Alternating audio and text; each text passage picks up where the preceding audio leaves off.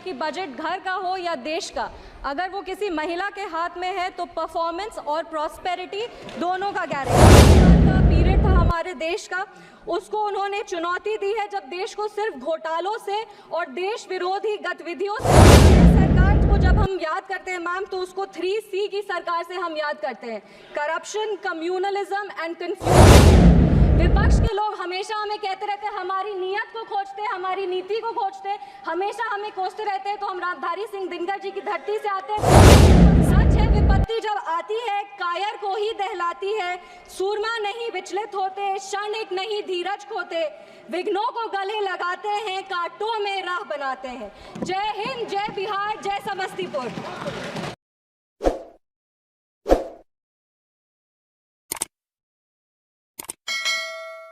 सांसद श्रीमती संभावी। धन्यवाद सभापति महोदया।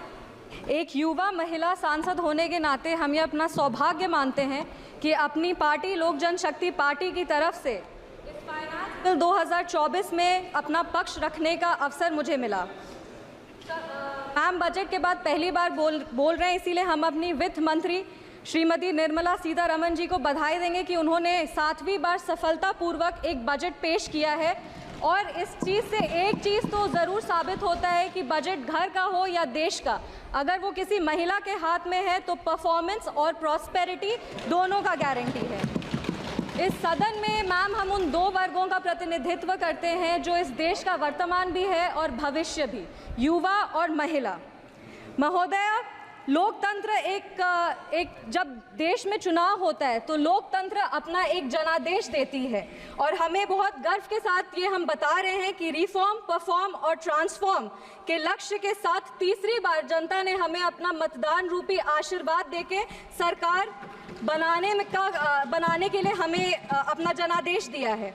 आज 11 जून 1964 का वो दिन याद आता है जब तब के प्रधानमंत्री लाल बहादुर शास्त्री जी ने अपने देश को पहला संबोधन दिया था, जिसमें उन्होंने कहा था कि there comes a time in the life of every nation when it stands at the crossroads of history and must choose which way to गो।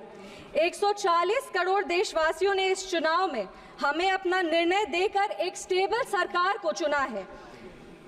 2004 से 14 की जो 10 साल का पीरियड था हमारे देश का, उसको उन्होंने चुनौती दी है जब देश को सिर्फ घोटालों से और देश विरोधी गतिविधियों से जाना जाता था।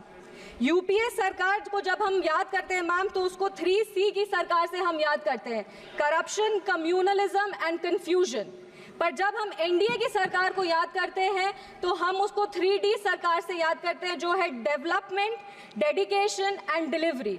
डेडिकेशन है हर वर्ग को सुरक्षा और विकास देने का, हमारा डेवलपमेंट का विजन है और हम ये भी प्रयास करते हैं कि हमारी जितनी भी योजनाएं हैं वो हर एक व्यक्ति तक टाइम बाउंड डिलीवरी सिस्टम से पहुंचे। हमारे वादे चाहे वो राम मंदिर के हो, वो आर्टिकल 370 हो, वो जीएसटी हो या CAA हो, हमने जितने भी वादे किए हैं उसको लागू करने का पूरा प्रयास किया है। गर्व के साथ कहते हैं मैम कि जनता ने 3C नहीं 3D की सरकार को चुना है। इस सदन में अक्सर हमारे तब के प्रधानमंत्री स्वर्गीय राजीव गांधी जी की एक बात कही जाती है कि उन्होंने कहा था कि दिल्ली से अगर लाभार्थी को 100 रुपए भेजा जाता है तो लाभार्थी के पास सिर्फ 15 रुपए पहुंच पाता है, 85 रुपए भ्रष्टाचार में चला जाता है। आज गर्व के साथ कहते हैं कि अगर दिल्ली से 100 रुपए जाता है तो एनडीए की सरकार में लाभार्थी तक 100 रुपए पहुंचता है और अगर कोई भी नागरिक 1 रुपए टैक्स भरता है तो उसको योजनाओं से 10 रुपए का लाभ होता है। अगर इसे इकोनॉमिक्स की भाषा में कहें तो एनडीए सरकार का रिटर्न ऑन इन्वेस्टमेंट सबसे ज्यादा पॉजिटिव है। मैम अब अगर इकोनॉमिक इंडिकेटर्स की बात करें तो 2004 में जब कांग्रेस की सरकार आई थी तो उनको मजबूत अर्थव्यवस्था विरासत में मिली थी, जो हमारे तब के प्रधानमंत्री अटल बिहारी वाजपेयी के समय जो अच्छे काम किए गए थे उसके वजह से था। एक सुनहरा अवसर था हमारे देश को सुपर पावर बनाने का सर, पर इन लोगों ने मिलकर हमारे देश को 50 साल और पीछे लेके चले गए। तब भारत का करंट अकाउंट बैलेंस सरप्लस, तब भारत का current account balance surplus of 0.5% GDP पे था। वो डेफिसिट 2004 जो है वो 2009 से 14 तक 3.3% हो गया सर। और आज ग्लोबल अनसर्टेनिटी के बाद भी करंट अकाउंट डेफिसिट सिर्फ 0.7% पर है। विपक्ष वाले लोग हमेशा सरकार को महंगाई पे घेरते हैं, हमेशा कहते हैं कि महंगाई इस सरकार में बहुत ज़्यादा है, तो उनके लिए भी कुछ आंकड़े हैं। कंज्यूमर प्राइस इन्फ्लेशन का एवरेज वाजपेयी जी के समय 4.1% था, जो 2004 से 9 में बढ़कर 5.8% हो गया और 9 से 14 में बढ़कर तो ये 10.4% हो गया। हमारे कार्यकाल में ये 2014 से 2019 तक 4.45% था और आज जब कोरोना का महामारी था और ये सब के बावजूद 2019 से 2024 के बीच में कंज्यूमर इन्फ्लेशन प्राइस जो है वो 5.69% है, जबकि ग्लोबल एवरेज मैम 8% पे है। उसके बावजूद हमारे देश का कंज्यूमर प्राइस इन्फ्लेशन 5.69% पे है। ये हमने तब करके दिखाया जब हमें कमज़ोर अर्थव्यवस्था विरासत में मिली। आज जब हम इन्वेस्टर्स से पूछते हैं हाउस द इन्वेस्टमेंट, तो वो कहते हैं हाई सर। भारत में कश्मीर से लेके कन्याकुमारी तक, आसाम से लेके गुजरात तक हर वर्ग हर राज्य में इन्वेस्टर्स आ रहे हैं, इन्वेस्ट कर रहे हैं। आज कश्मीर में UAE का एमआर ग्रुप जिसने बुर्ज खलीफा बनाया सर, वो 500 करोड़ का निवेश करके मॉल और IT टावर बनाने जा रहे हैं। और हम सबको पता है कि इनके कार्यकाल में कश्मीर में फॉरेन डायरेक्ट इन्वेस्टमेंट के नाम पे क्या होता था। आज सर जब बजट आया है और हम लोग सब बजट की बात कर रहे हैं, तो लगातार विपक्ष के लोग कह रहे हैं कि ये बजट पार्शियल है, ये बजट सिर्फ बिहार का बजट है। तो उनके लिए भी कुछ आंकड़े हैं। बिहार का gross state domestic product rupees 9.7 lakh crore है, जो पिछले वर्ष से 13% ज़्यादा है। अक्टूबर 2019 से मार्च 2024 तक $214 मिलियन का FDI आया है और 2023 से 24 तक भारत में रिकॉर्ड $70 बिलियन FDI आया है, जो 2013 और 14 में सिर्फ $36 बिलियन थे। मेरे कहने का तात्पर्य ये है कि जब बिहार का इकोनॉमी एमर्जिंग इकोनॉमी है, बिहार का इकोनॉमी एस्पायरिंग इकोनॉमी, और जब केंद्र सरकार ने बिहार को सहयोग किया है, तब बिहार और मजबूती से खड़ा हुआ है। मैं प्रधानमंत्री जी को और वित्त मंत्री जी का विशेष आभार व्यक्त करती हूँ बिहार की तरफ से, जिन्होंने बजट के लिए इतनी अच्छी घोषणाएं बिहार के लिए की है। अगर जॉन एफ कैनेडी की एक बात कहें तो वो कहते थे कि American roads are not good because America is rich, but America is rich because American roads are good. मुझे पूरा विश्वास है कि आने वाले समय में बिहार का उदाहरण दिया जाएगा ये सारे शब्दों के लिए। मुझे पूरा विश्वास है कि डबल इंजन की सरकार बिहार को लगातार विकास की ओर लेके जाएगी। सरकार ने बिहार को 26,000 करोड़ रुपए दिए हैं हाईवे डेवलपमेंट के लिए, जिसमें पटना पूर्णिया एक्सप्रेसवे है, बक्सर भागलपुर एक्सप्रेसवे है या बोधगया राजगीर वैशाली दरभंगा एक्सप्रेसवे। इससे बिहार के इंफ्रास्ट्रक्चर को और बल मिलेगा और रोजगार क्रिएट होगा। महोदय, इतनी सारी योजनाएं, 48 लाख करोड़ का बजट, रिकॉर्ड टैक्स कलेक्शन, हर प्रदेश में इंफ्रास्ट्रक्चर प्रोजेक्ट, ये सब सिर्फ इतने 10 साल में ही क्यों हो रहा है? क्योंकि व्यवस्था तो वही है और अधिकारी भी वही है। जो बदला है वो सिर्फ हमारा काम करने का ढंग, क्योंकि हमारे पास नेता भी है, हमारे पास नीति भी है और हमारे पास देश का सेवा करने का नियत भी है। आज जो फाइनेंस बिल आया है वो हमारे देश के लिए एक नया ग्रोथ स्टोरी लिखेगा, क्योंकि हम आज टैक्स टेररिज्म से टैक्स ट्रांसपेरेंसी की ओर बढ़ रहे हैं।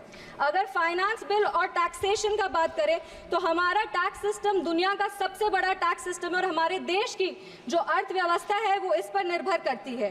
टैक्स बेस्ड रिफॉर्म्स किए गए हैं पिछले 10 वर्षों में और हमारा ग्रॉस टैक्स रेवेन्यू जो है वो पिछले वर्ष 34,64,792 करोड़ था और इस वर्ष 38,40,170 करोड़ होने का अनुमान है।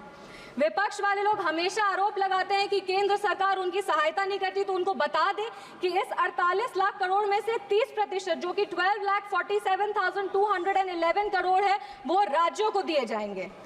हमारी सरकार की नीतियों के कारण हमारा नेट टैक्स रेवेन्यू जो है वो 2014 में 9 लाख करोड़ था, वो आज बढ़ करके 25 लाख करोड़ है और हमारा tax to GDP ratio record 11.8% पर है।